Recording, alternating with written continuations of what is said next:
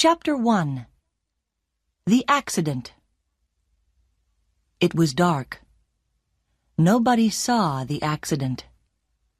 The small white car was found on its side by the bridge.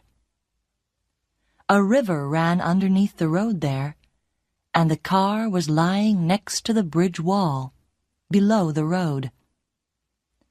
Inside the car was a dead woman.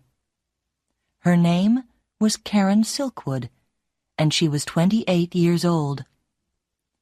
It was November 13th, 1974. How did the car come off the road? Why was it on the wrong side of the road? Why was it so far from the road? There was nothing wrong with the car. Karen Silkwood was a good driver. Everybody knew that. The police thought that there was an easy answer to these questions. Karen was tired after a long day, so she fell asleep while she was driving. It could happen to anyone very easily. They took the car to a garage, and they took Karen's body to a hospital. But some people were not happy about the accident. First of all, her boyfriend, Drew Stevens. Also, a newspaper journalist from the New York Times and a union official from Washington. These three men were waiting for Karen on the night of the accident. She was bringing them some papers and some photographs in a big brown envelope. The papers were very important. The men were waiting for Karen in a hotel room a few miles from the accident. But she never arrived. When they heard about the accident, the men looked for the brown envelope at once. They looked for it inside the white car. They looked for it at the hospital and at the police station. The next morning, they looked all around the wall and in the river, but they never found it. Nobody ever found that brown envelope. Chapter 2. The New Job. The story of Karen and her brown envelope began in 1972 when she took a new job at a nuclear factory in Oklahoma. Before that, she worked as a secretary, but in 1972, she was really tired of a secretary's life. She looked in the newspaper and saw that there was a job at the nuclear factory. The pay was much better than a secretary's pay, and the work was more interesting. She went to see Mr. Bailey, the manager of the factory, and she was surprised and happy when he gave her the job immediately. He asked Karen to start work the next day. On her first day at the factory, Karen learnt a lot. Mr. Bailey told her that she had to wear a special white coat, some special shoes, and a white hat. "These clothes protect you from radioactive dust," he said. "There isn't really any danger, of course. Everything is safe here. We check everything all the time." "I see," said Karen. "You need an identity card to get into the factory every morning. Just give me a photograph of you, and I'll give you a card. A pretty picture of a pretty girl." He smiled. Karen didn't like that smile. "He thinks I'm stupid," she thought. "Why do men always think that pretty girls are stupid?" He was still speaking. "Now I'll call Mrs. Phillips. She'll take you round the factory and show you your laboratory. The manager there will explain the job to you. Don't worry, it's very easy." He smiled his thin smile again. The door opened and Mrs. Phillips came in. She was about 40 years old and a little fat. She looked afraid. "You wanted me, Mr. Bailey?" "Yes, Susan. This is Karen Silkwood. She's going to work with you in your laboratory. Could you take her around the factory and tell her about the work?" "Oh, I see. Of course, Mr. Bailey. Please follow me, Miss Silkwood." When the office door closed, Mrs. Phillips smiled at Karen and said, "That was lucky. Usually, if he calls me, he wants to shout at me about something. Please call me Susan. Can I call you Karen?" "Of course," said Karen. They walked down a long corridor with heavy doors on both sides. Susan opened one of the doors. "This is our laboratory." Karen saw 6 or 7 people in the room. They were all wearing white gloves, and their hands were inside a big glass box. There were holes in the side of the box, just big enough for hands. Everyone looked at Karen. "What's in the box?" Karen asked Susan. Everyone laughed. "Not chocolate," said one worker. "Or beer," said another. "Don't listen to them," said Susan. "It's fuel rods and uranium. We put uranium into the fuel rods. That's why you must always wear your gloves. And when you leave the laboratory, always remember to take off your gloves and check your hands in front of the scanner." She showed Karen the scanner, which was near the door. "If there's any radioactive dust on your hands, the scanner knows at once. An alarm rings all over the factory." "And when the alarm rings, the party begins," said one man. "Party?" Karen asked. "You can take off all your clothes and have a swim, with lots of water." "He means they wash you in a shower," said Susan. "It doesn't happen very often." Karen went home happy at the end of the day. She didn't think that the work was difficult, and the money was good. Very good. Chapter 3. Karen and Drew. At first, Karen liked her new job. She was an ordinary, small-town girl who liked ordinary things. A comfortable home, a glass of beer, an evening with good friends. Soon she had some new friends from the factory. She also liked Drew. He worked in another part of the factory, but everyone used the same coffee bar. She met him a few days after she started the job.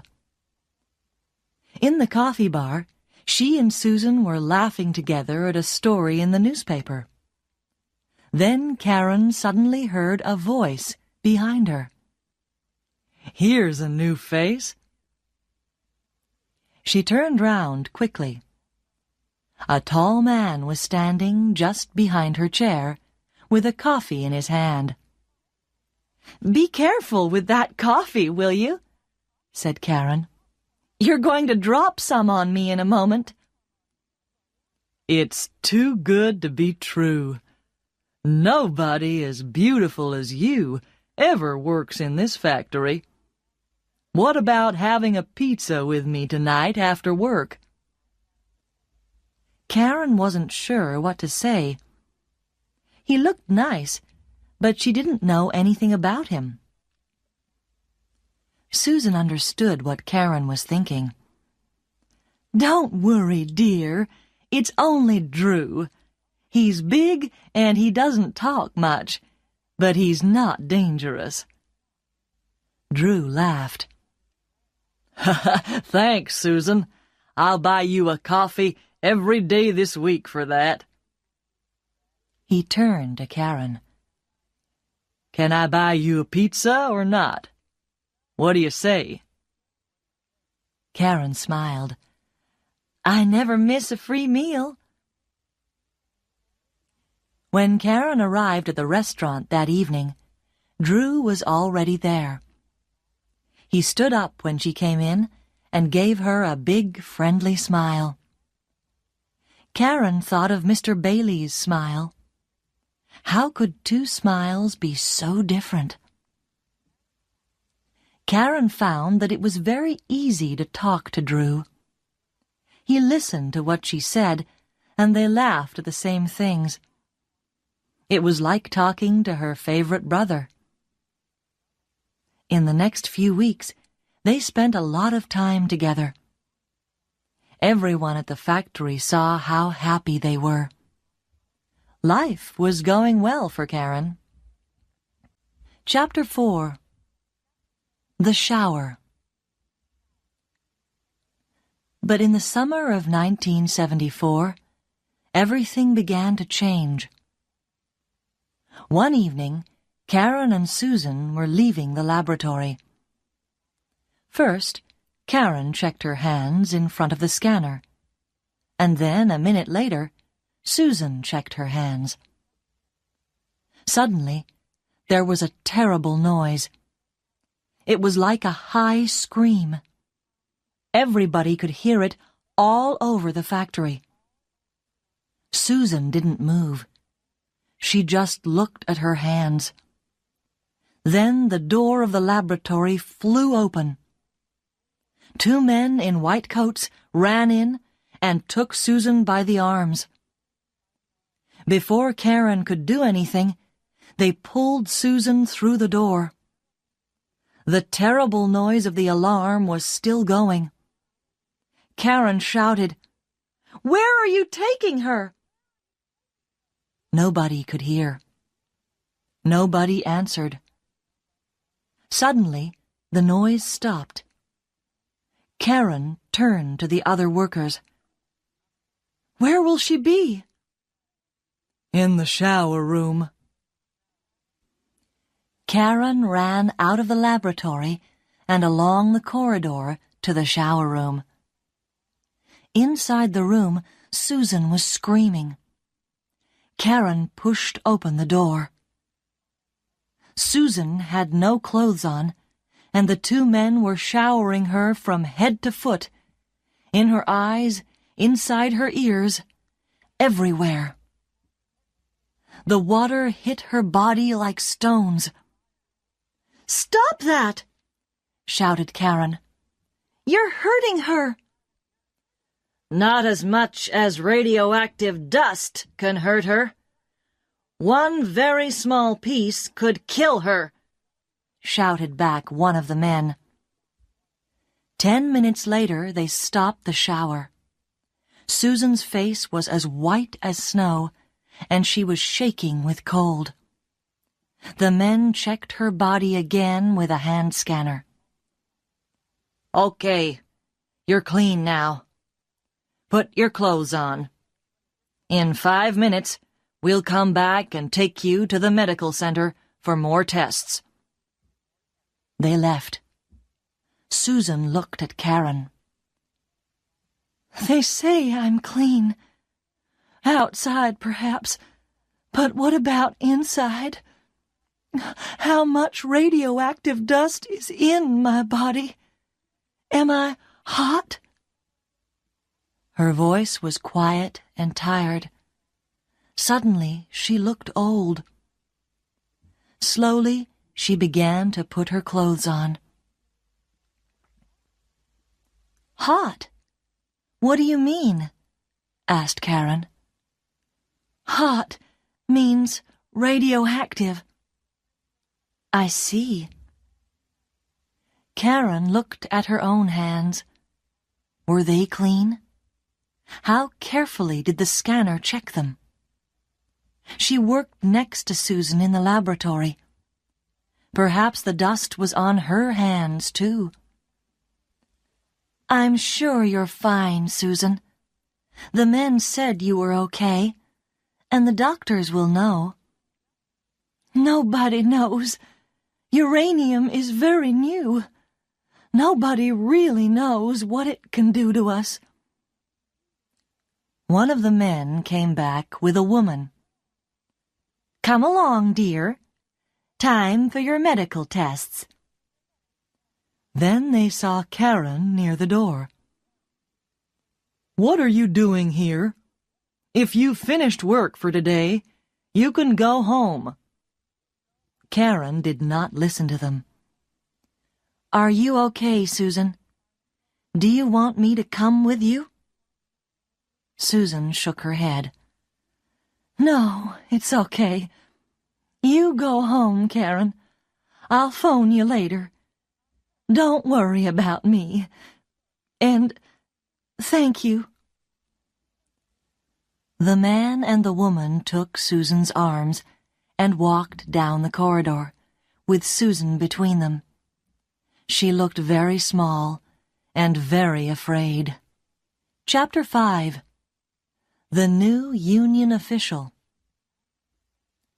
After the shower, Susan was a different person. She was quiet and didn't laugh very often. One evening, a few months after the shower, Karen met Susan in a bar for a drink after work. You know, Karen, we really must leave the factory. It's very dangerous. How many times do we hear the alarm now? More and more often. And every time we hear it, we know that someone is in danger. How does it happen?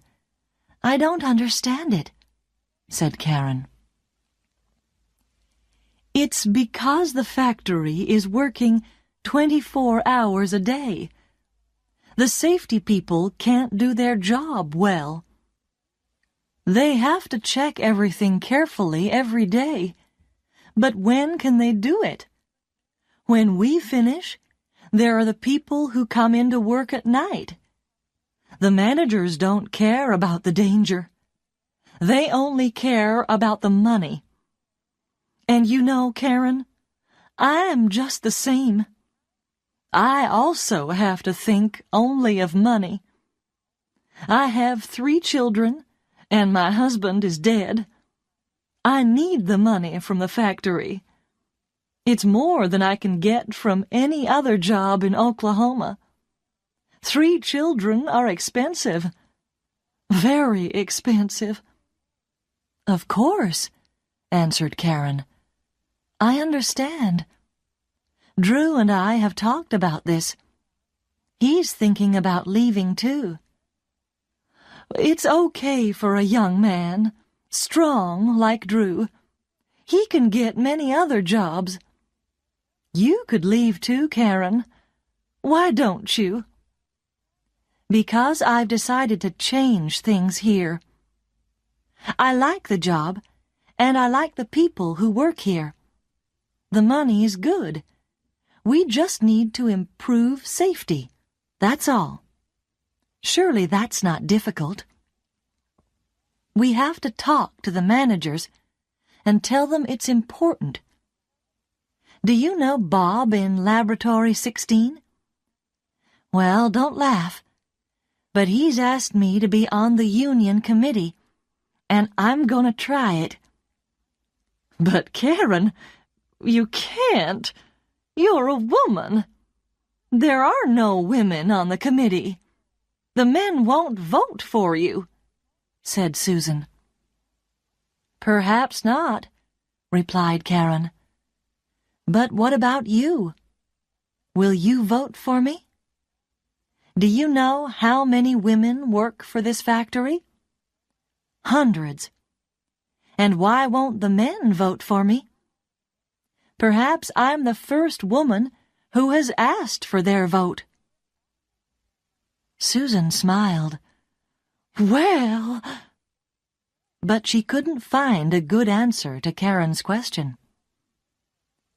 A week later, when the workers had to vote for the new committee, most of the women voted for Karen, and a lot of the men voted for her too.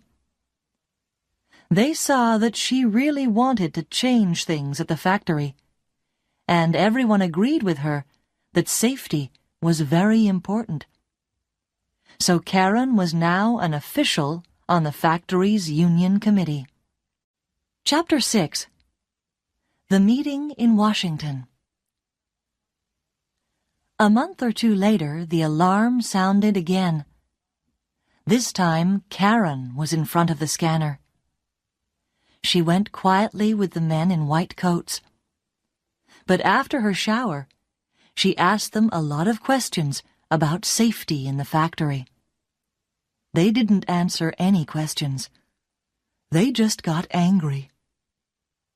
They knew she was on the union committee, and they were afraid of her. All the managers knew that Karen was on the committee because she always had a notebook in her hand. In her notebook, she wrote down all the scanner alarms, every shower, and every other danger in the factory. She asked a lot of people a lot of questions, and always wrote the answers in her notebook. The notebook was getting full. In September 1974, the Union Committee had a meeting. Everybody could see that safety at the factory was getting worse. The committee decided to write to the union leaders in Washington and ask for help. 2 days later, there was a phone call from Washington. The leaders wanted to see the Union Committee immediately in Washington. For Karen, this journey to Washington was a big adventure. She wanted to see the White House and all the other famous places in the first city of the USA, but she had very little free time. She spent nearly all the time at a long meeting.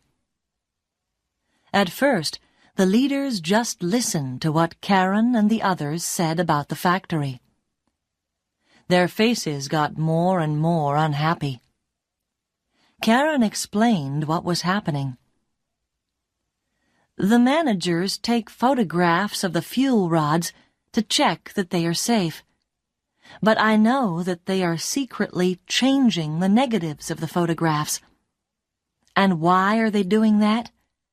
Because the photographs show that the rods are not safe.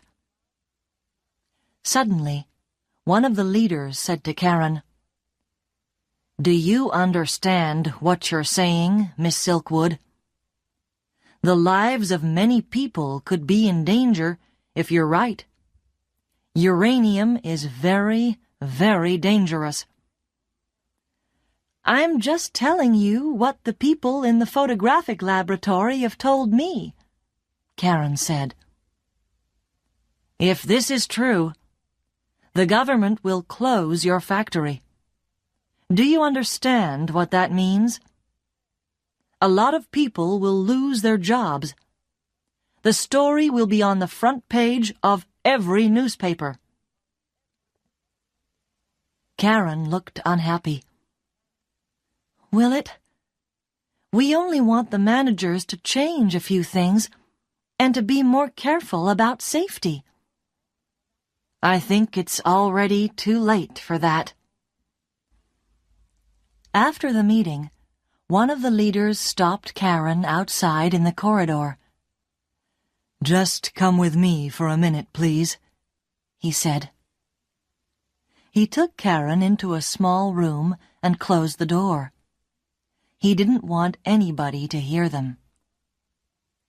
Karen, we need proof about these negatives. Without proof, nobody will believe our story. Can you get some for us? What proof do you need? Someone will have to go into the photographic laboratory and steal some negatives. We need the negatives both before they change them and after they change them. Do you know where they keep the negatives? Yes, I know, said Karen quietly. But it will be very difficult. I don't work in the photographic laboratory. If one of the managers sees me there, how can I explain what I'm doing? I don't know, but you'll have to think of something. We can't help you if you haven't any proof. They were both silent for a minute. Karen looked out of the window. It was a lovely evening. She thought of Mr. Bailey's cold smile and Susan's screams in the shower. "I'll do it," she said. Good girl. It will be very dangerous. Nobody must know what you're doing. Not your friends on the committee. Nobody. I'll be the only person who knows. I'll phone you once a week, and you can tell me how you're getting on. Nobody? Can't I tell my boyfriend, Drew? Asked Karen. No. It could be dangerous for anybody who knows. I see. Okay. I'll do what I can, said Karen slowly.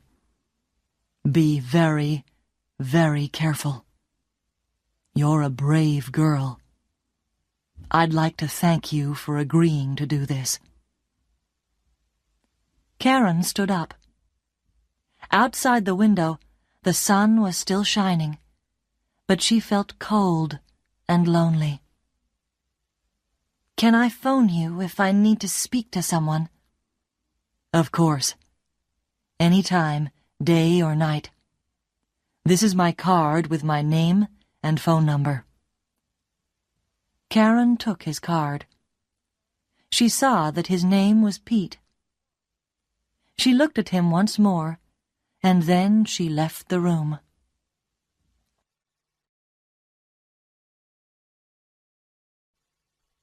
Chapter 7. The Brown Envelope. When she arrived back from Washington, Drew was waiting at the airport. "Did you have a good time?" Not really.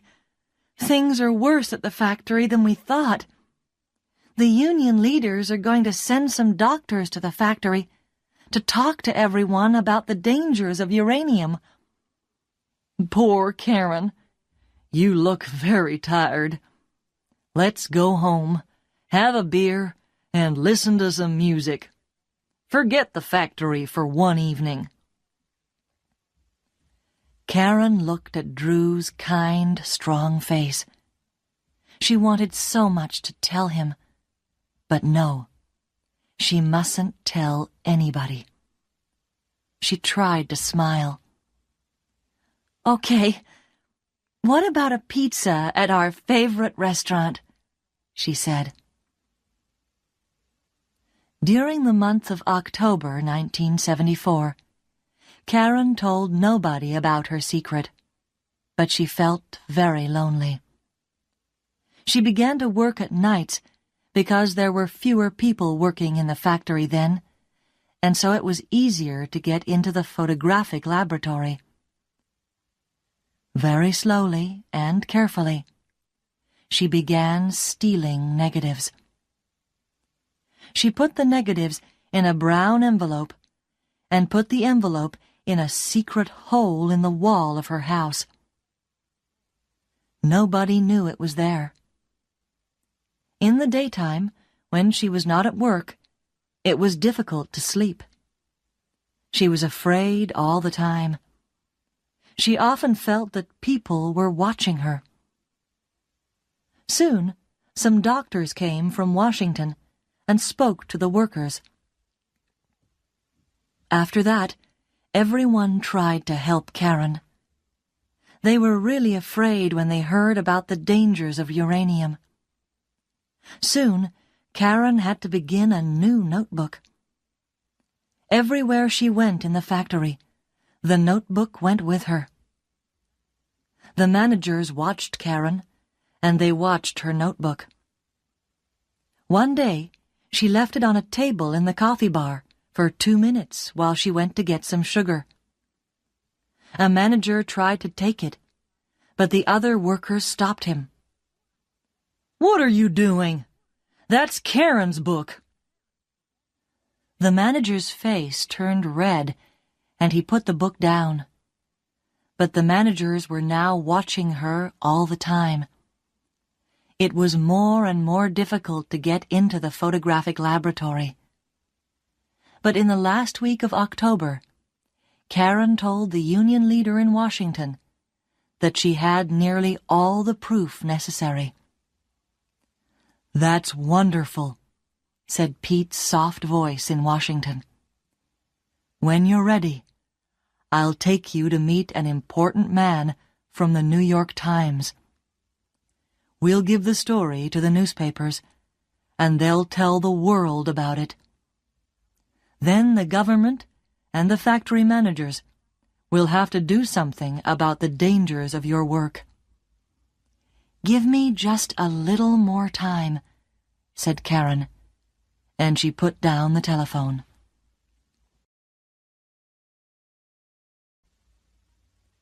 Chapter 8. A Hot Home. At the beginning of November, Karen was ready for the meeting with the New York Times journalist. The brown envelope was full. Then Drew decided to leave his job at the factory. He told Karen that the work was too dangerous. He wanted Karen to leave, too. "Not yet," Karen said. She wanted to stay until the meeting with the New York Times. She knew she would have to leave the factory after that. But how could she explain to Drew? Karen was now working during the daytime again, and on the evening of November 6th, she passed the scanner on her way out of the laboratory.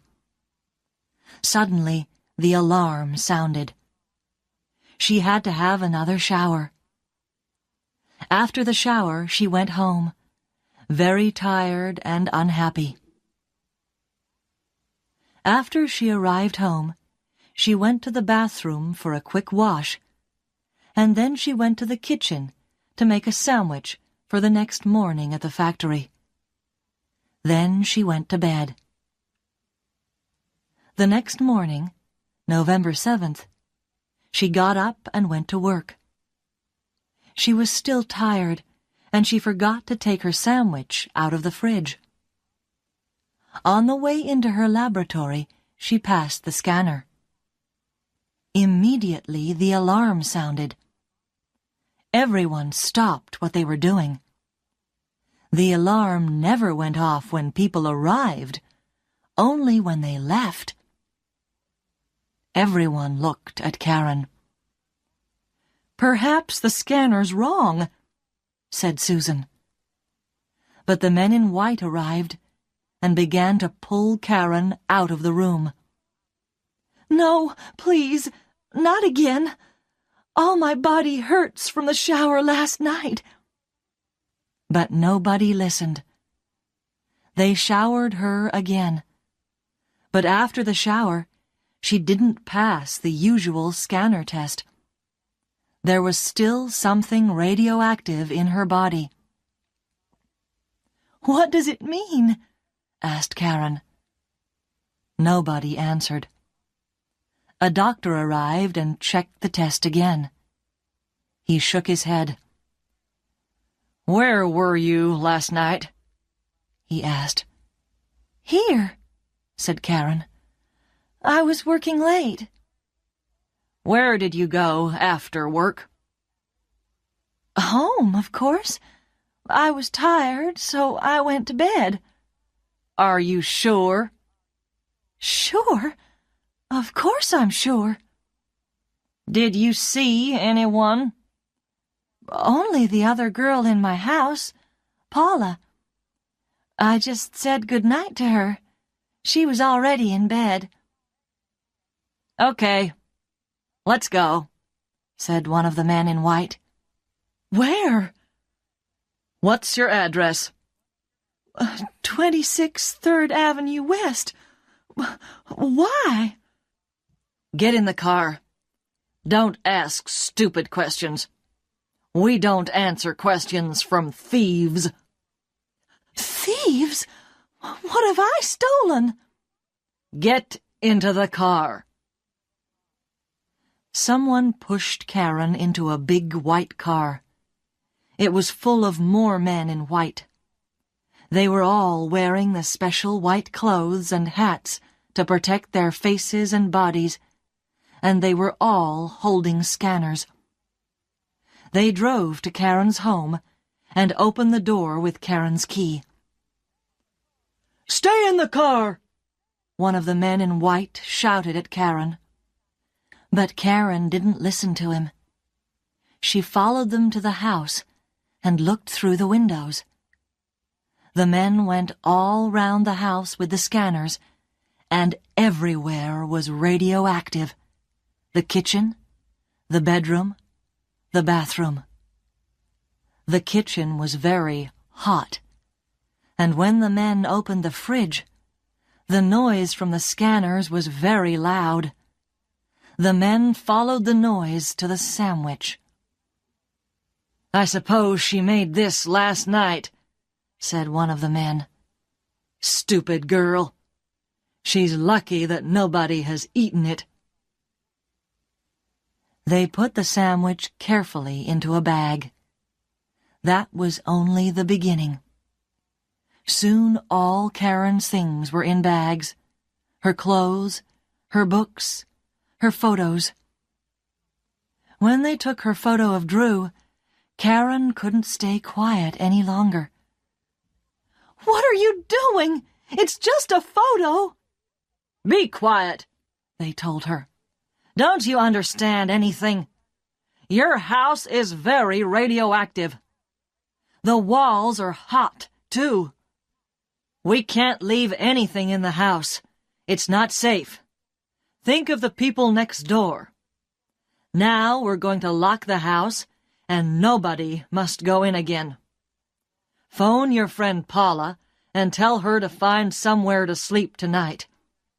Don't tell her too much. Nobody must know what's happened here. People won't understand, and they'll begin to worry and get afraid. That's not good for the factory. The factory? Who cares about the factory? What about me? If my house is radioactive, I'm radioactive too, said Karen. Why didn't you think of that before you stole the uranium? Go to your boyfriend's house. Don't go out. Don't speak to anyone. We'll phone you tomorrow and tell you what to do. They put all the bags in the car and drove away. Karen stood alone in the middle of the street. They thought she was a thief. But why? Who could want to take uranium out of the factory? Everyone knew how stupid and dangerous that was. She looked silently at her empty house. Now there was nothing in her home. Only a brown envelope in a hole in the wall.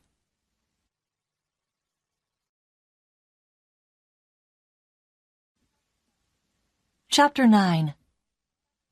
Where to go? Karen tried to think. She was hot. Perhaps she was dying. She was dangerous to other people, dangerous to Drew. She couldn't phone him. She was alone. She forgot about Pete in Washington. She sat down on the ground and cried. She wanted to die quickly. 3 hours later, Drew found her there. She was still sitting on the ground. Her face was white and empty. She didn't look up when he walked across to her. "Karen, my Karen, come with me at once. Someone from the factory phoned me. I know everything. Karen, look at me." "Don't come near me. I'm dangerous to you." "Don't be stupid. I talked to the doctor at the factory. He says you're not dangerous to anyone. You've had a shower, so your body's not radioactive now." Karen looked up into his face. "And you believe him? Do you still believe anybody in that place? Do you also believe I stole uranium from the factory?" "Of course not. Did they say that to you?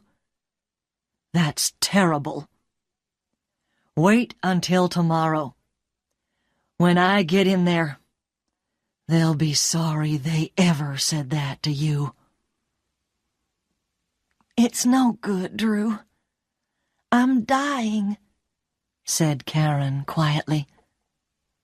"I don't know how this happened, but I know one thing. There are people at that factory who want to see me dead." "Karen, you're tired. You need a holiday. You must leave the factory like me. Come home with me now." "Home? I haven't got a home anymore." Karen put her head in her hands. Drew looked at the empty house. His face was white and angry. "Did they do that too?" "Karen, my home is your home from now on." He took both Karen's hands and pulled her to her feet. He helped her to his car and took her home.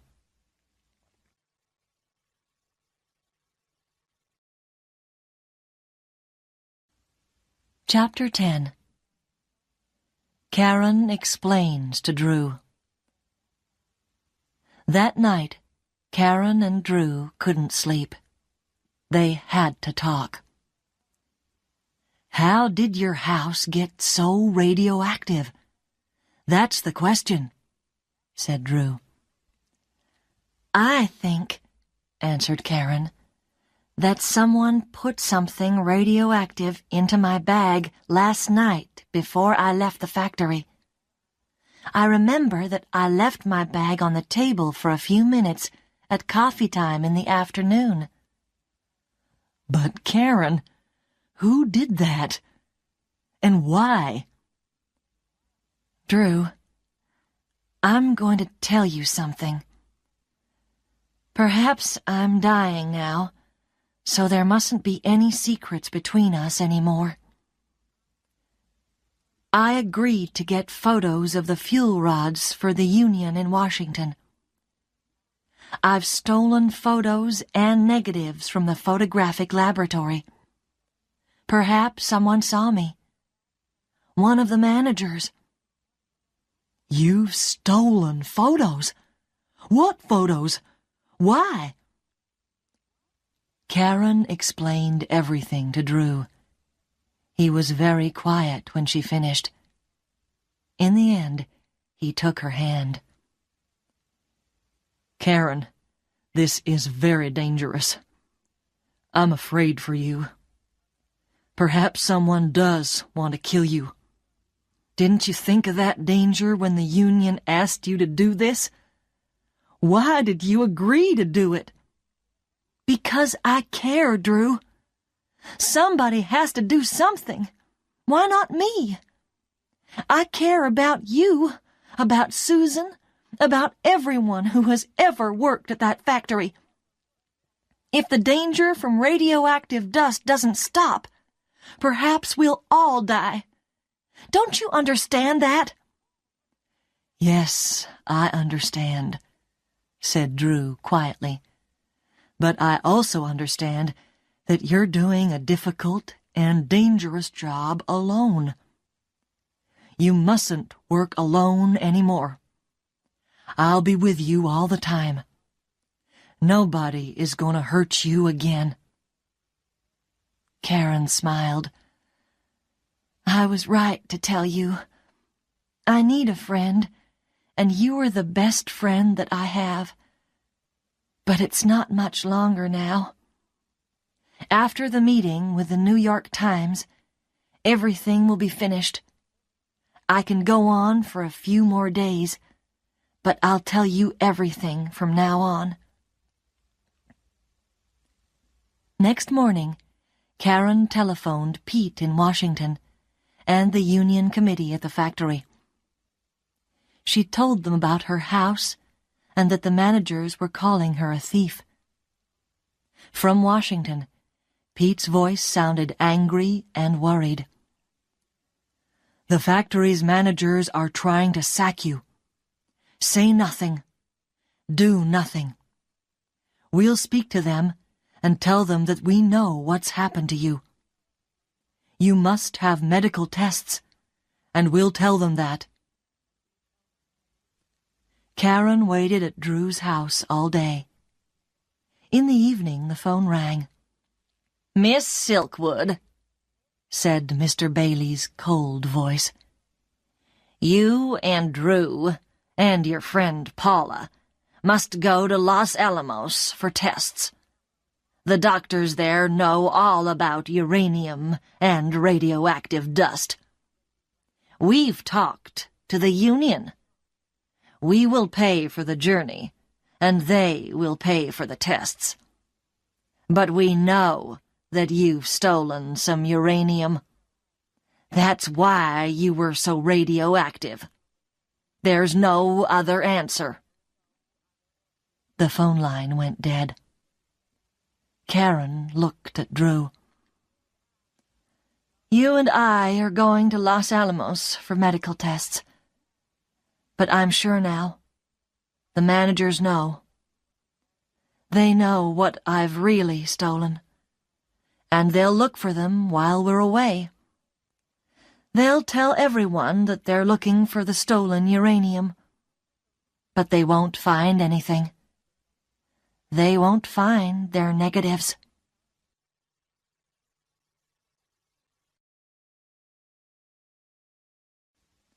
Chapter 11.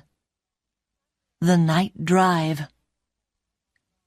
Karen, Paula, and Drew went to Los Alamos and had the tests. The doctor said that Karen's body was still a little radioactive, but Drew and Paula were all right. It was very good news. They told Karen that she was in no danger now, but they also explained that they didn't know about the future. It will be a few years, they said, before we know that you're really all right. High in the mountains around Los Alamos, Paula, Drew, and Karen had a party in a little restaurant. Karen felt years younger. She was not going to die. She and Drew still had a future together. They all danced until midnight. The next day they took the plane back to Oklahoma City. Karen had to go back because that evening there was a union meeting at the factory, and after that, her meeting with Pete and the journalist from the New York Times. It was an important day for her. They arrived at the airport in the morning. Early in the evening, Karen drove to her house. She went alone because Drew was working. She used her key and went quietly into the house. She was only inside the house for 3 minutes, and then she left immediately and went to the union meeting at the factory. That night at the meeting, Karen had a big brown envelope in her bag. The envelope was too big for the bag, so everyone could see it. All the workers were very happy to hear that Karen was all right. They were afraid that she was very ill, so when they saw her looking happy and well, everyone felt better. "She looks as happy as she did a year ago," thought Susan. "A pretty, happy girl who likes a good time and a good laugh." After the meeting, a lot of people wanted to talk to Karen and ask her about the last few days. "I'm sorry," she said. "I can't talk to you now. I have to go to another meeting." "With your good-looking Drew?" asked someone with a friendly laugh. "Yes," said Karen, "with Drew and 1 or 2 other people." She smiled. "Can I take you in my car?" asked her friend Bob. "No, thanks," said Karen. "I've got my car here."